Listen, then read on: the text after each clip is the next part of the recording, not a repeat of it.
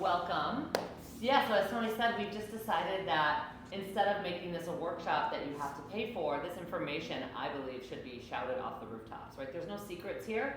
I feel as though everybody deserves this education because 90% of the people that come to me, one of the first things they say to me is, why didn't anybody tell me? So we're gonna dig into the pelvic floor and pregnancy. So this information is valuable. If you've already been pregnant, there's still some takeaways in here that are valuable for you. If you aren't pregnant yet, if you're thinking about pregnancy, this information is great for if you're a doula or a provider of any kind. So we're gonna talk about the pelvic floor in relation to the rest of your body.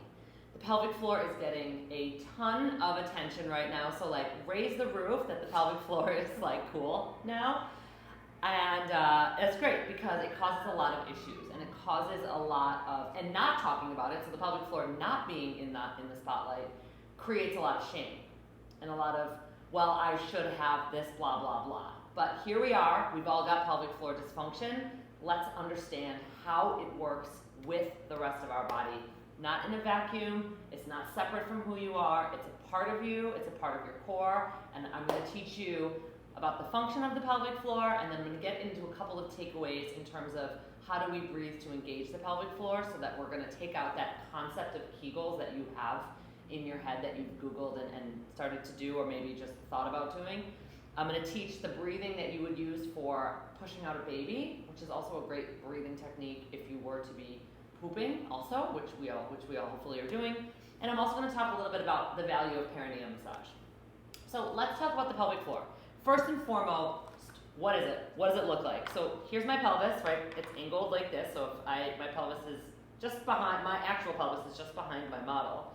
And the pelvic floor creates essentially a base for the bottom of the pelvis. So when it comes to our body, structure and function they pretty much make sense. So the way something is shaped also accommodates what it's used for. So in this case, the pelvis is very bony structure, so it's super important, supports a lot of our body, helps with weight transfer as we walk, but it's also very stable. However, there are parts of the pelvis that are made of soft tissue, muscles, connective tissue, like the pelvic floor, and also the opening of the pelvis. It houses some things on the inside, and it also has to create space for things to move in and out. So pelvic floor muscles are everything in my model that we see in red. So we can see this from the outside, what we know as the perineum, which is that space between the vaginal canal and the rectum. If it's a male anatomy, there is no vaginal opening. Similar anatomy here. And then we also, if we remove this outer layer, we have another layer deeper that we can also see from inside. Also inside, I have in the front my bladder, and I'm going to talk female anatomy here. Then we have cervix, uterus that descend, and then we have the vaginal canal that descends down, and then behind that we have the rectum. So we have a lot of things that fit inside of here that are also moving, right? Our uterus changes shape and size as we get our period, as we move through our cycle, as we become aroused, the uterus moves up, the vaginal canal elongates. Our bladder has to fill. It fills up. The rectum has to fill. So we have to have some mobility here in these structures. Likewise, the bottom is very dynamic and mobile, as I said, because we will have to grow a baby and get a baby out should we decide to have a baby. So what does the pelvic floor do? And I'm going to talk about how it moves in a second, but I'm going to start with what it does. And there are 5 S's of the pelvic floor. The first is support. It creates a little hammock for our organs to be inside of. So if you think about, all I ever wanted when I was a kid in the early 90s was one of those hammocks that my stuffed animals sat in, you'd see on TV shows. I never had one. But you had the hammock and you put all your stuffed animals in. So it wasn't a shelf. I had a shelf for my stuffed animals. Less exciting than a hammock, right? Hammocks are mobile. So we have the ability for these organs to move and change shape, to grow a baby, to get ready to poop, to pee. So that's the support function. It's a dynamic support structure. The pelvis is a lot more bony support. Pelvic floor is a mobile support. Then it has a sphincteric function, meaning these sphincters, there's a urethral sphincter, a series of urethral sphincter muscles, and there's also a series of anal sphincter muscles. And the pelvic floor makes up a couple of those different muscles.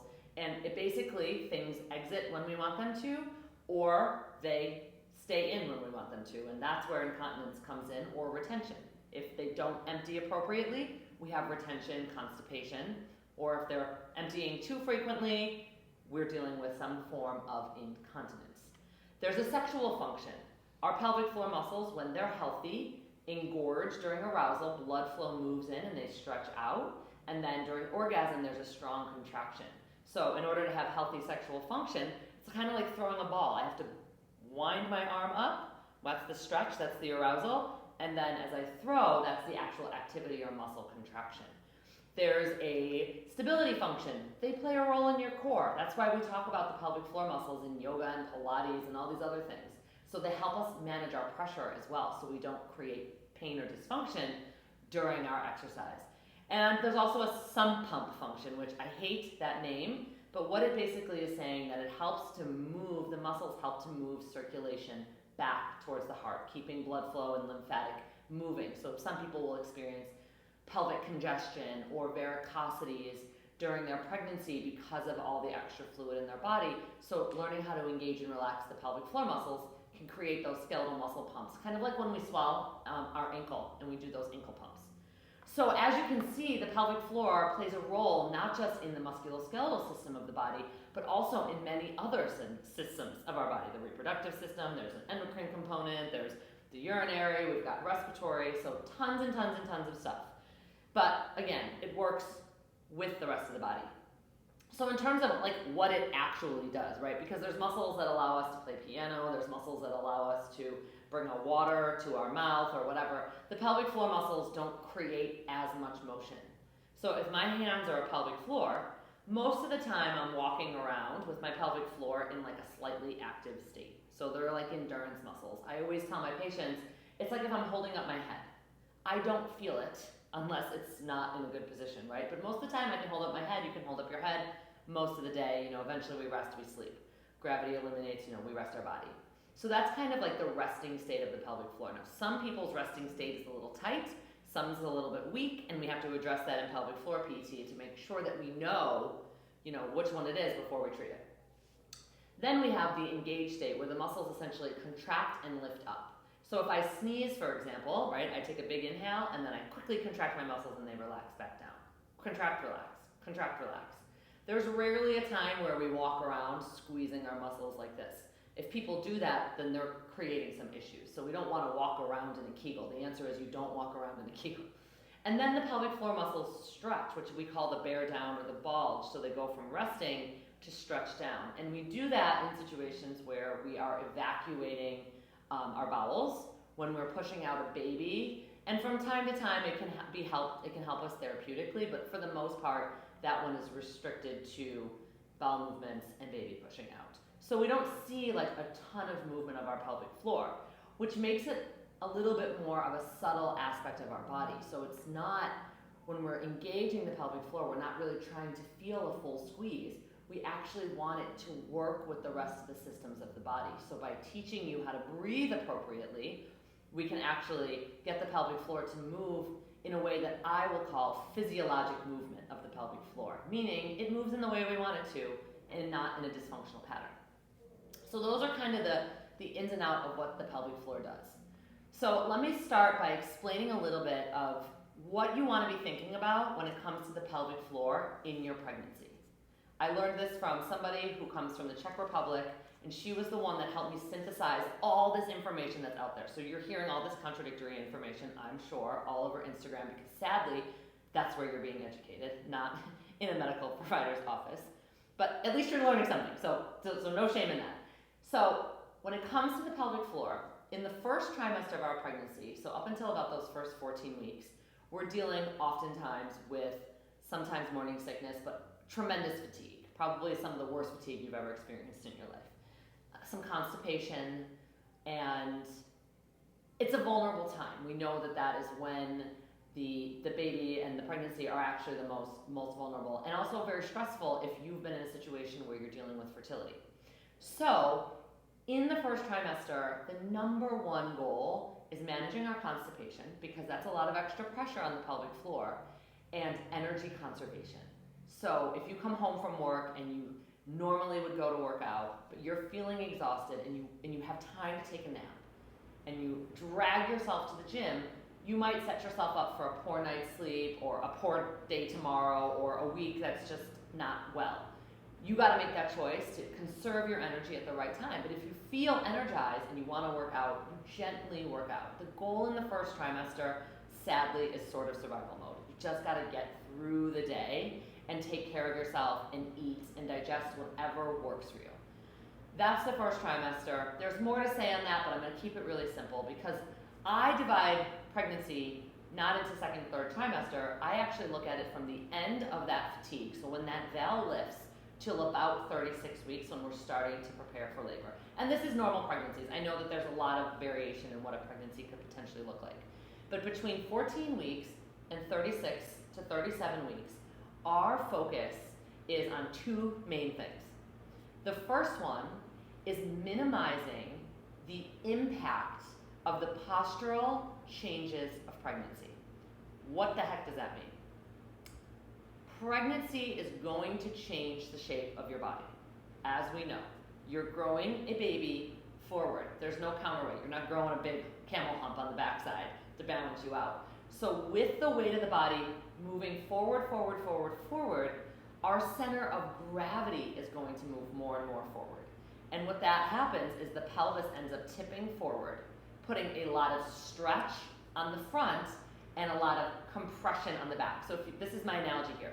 If you were wearing a one-piece bathing suit and you were to give yourself an epic wedgie, you'd have a lot more room in the front, to do weird things like when you're a kid and you blow up your bathing suit and all that stuff. If you pulled it really tight in the front, right, you'd probably have a wedgie in the front, but you'd have a lot more slack in the back. Same thing with our body, sort of this push-pull that's going on. So as our belly grows forward, and if we're not paying attention to it, we will tip our pelvis significantly forward, which will mean we'll have a bigger arch in our lower back, which will tighten our lower back muscles and will tighten our hip flexors, and will also posturally put us in some strange places in our feet. The problem with this situation is not that pregnancy is a problem. Pregnancy is a physiologic process. You are not in a condition. You are not sick. It's not pathological. But what can happen with all of these changes is our muscles respond to different lengths, and they work better in different lengths.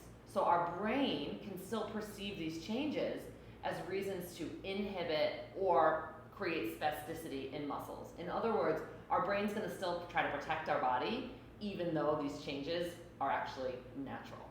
So what can happen is we can develop low back pain, pubic bone pain, diastasis recti, feet pain, ankle pain, back pain anywhere, sacroiliac pain. I may have listed a few at the same time.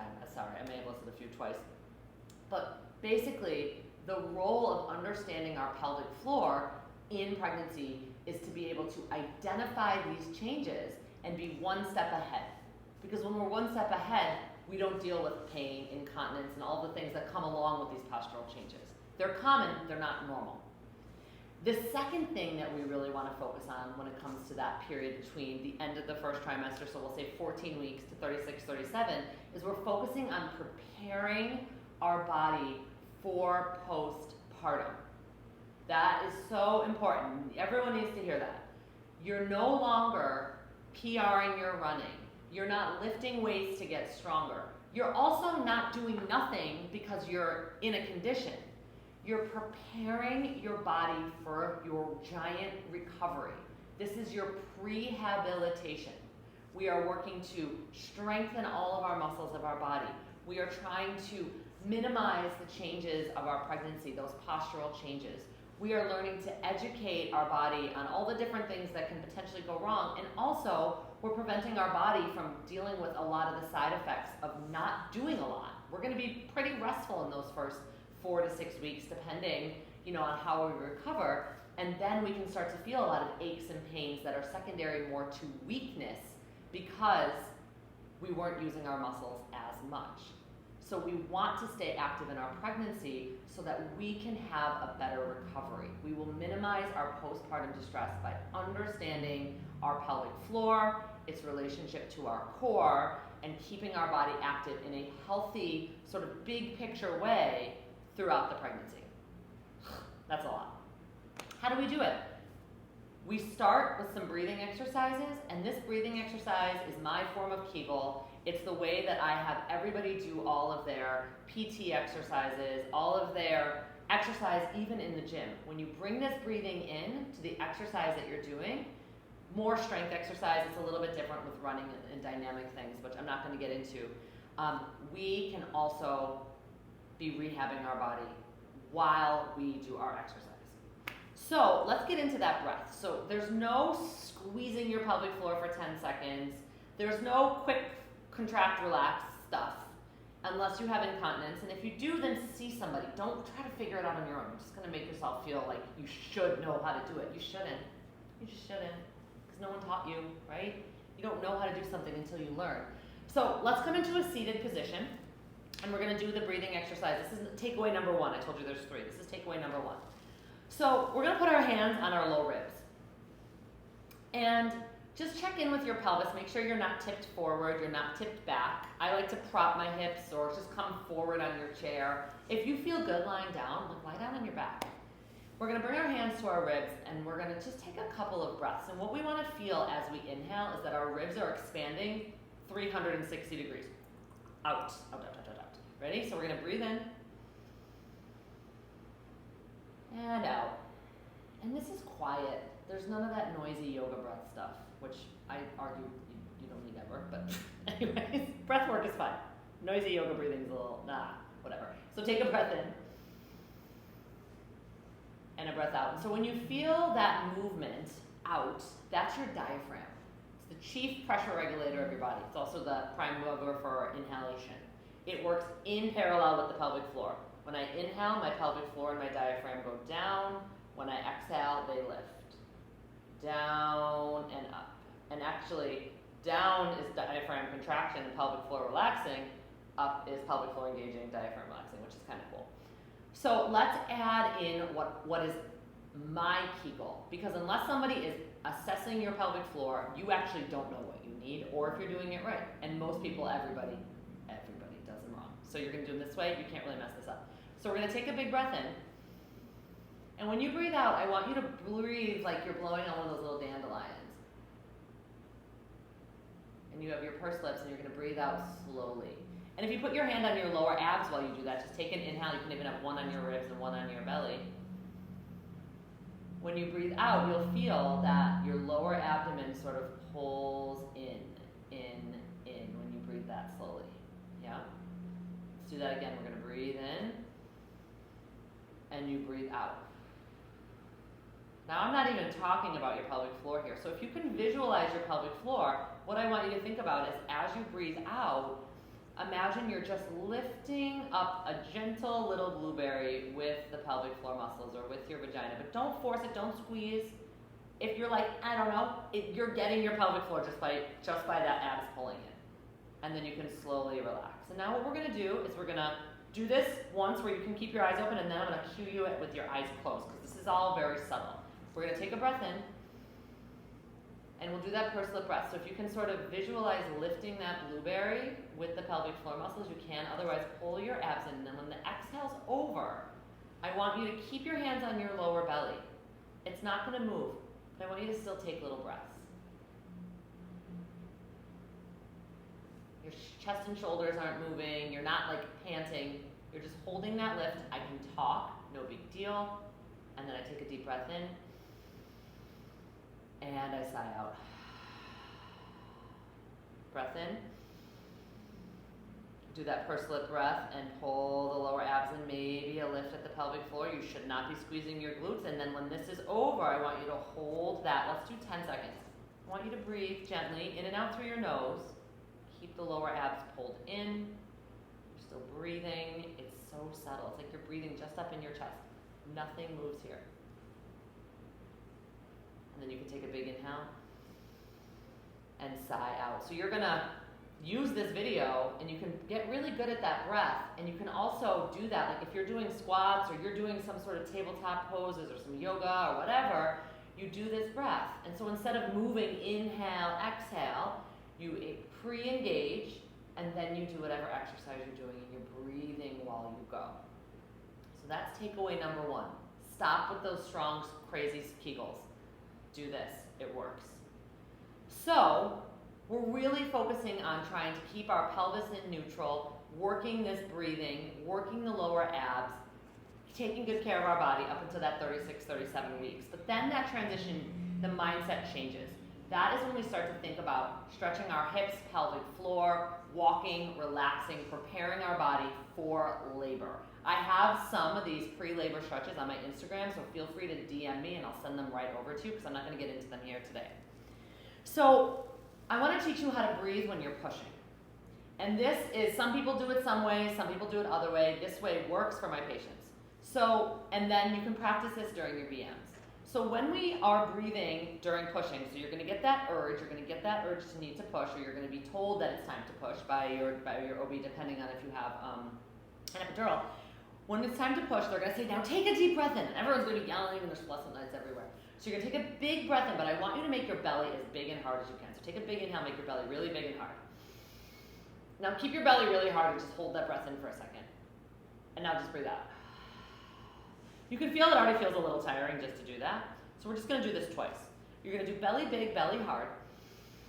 Now I want you to imagine while your belly is big and hard, you're going to kind of push out a fart. If you fart, I'm not there, whatever. I'm not farting, but maybe I will. And keep your belly big and hard after you've done that little push. Now you're going to blow out birthday candles with your belly really big and hard. So that's how we stretch out the pelvic floor and put pressure down to push. So let's try that. We're going to close our eyes. We're going to do that twice together. So you're going to take a deep breath in and make your belly big and hard. And this is where they're going to say, now push, push, push. And your goal is to keep your upper body relaxed. Neck, shoulders relaxed. You're pushing down, keeping your belly hard. And then when you need to, or they say, okay, you can breathe out, you're going to keep your belly hard and blow out birthday candles with reckless abandon. Spit everywhere. Last time, you ready? So they're going to say, big breath in. So make your belly big and hard. Hold it. Now start to push down as if you were trying to push out a fart. So you can practice this while you poop. I'm telling you, it really does help. And then you're going to blow out birthday candles. Keep your belly big and hard. Blow out everywhere. So again, you can tag this. You can rewatch this. Your most important piece of all of this is that everything above your belly button is relaxed. You should look like you're just doing nothing. Nothing at all. So that's our pushing breathing. Really important. That's how we stretch the pelvic floor. You don't learn how to drive at your road test. You practice this every time you have a bowel movement. No reason to practice anywhere else. The last takeaway that I want to give you guys is the perineum stretching. So I feel as though you don't need to do the coconut oil and the massage and all of that. What everybody really should invest in during their pregnancy, we have them here at the office. You can get this with Intimate Rose, but this is a pelvic wand. And so what I'm going to show you is, this is the perineum here, vaginal opening right here. You really want to think about stretching from like 3 o'clock to 9 o'clock. We don't really need to be going up near the urethra. You're going to go in about like a knuckles length, and you're just gently stretching the muscles. And you do it in all of these spots. You shouldn't necessarily feel a lot of sensation, but the goal of this is to just get your body prepared for the sensation of stretch. So it's easier for me if I just show you on my hand vagina. I'm just going to put my finger in there, or you can use the wand, and you just gently hold for about 30 seconds in each spot. And you start this around 30-ish weeks, and just 1 to 2 times a week. You're probably going to have to lie on your side, or you can have a partner be involved. Gentle, not a lot of pressure, not a lot of sensation. Can't really do it in the shower. Your belly's in the way, but it's something that is super important for everybody because it makes you more aware of these muscles. These muscles, you're less afraid of your body. So whether it changes the length of the muscles or whatever, it makes you less afraid of your body. So those are the Intimate Rose pelvic wands. You can also use your hand. Like I said, we have them in the office, or you can order them online. So that's it. I know I'm talking incredibly fast, but you do have access to this. Tony's going to come back over and we're going to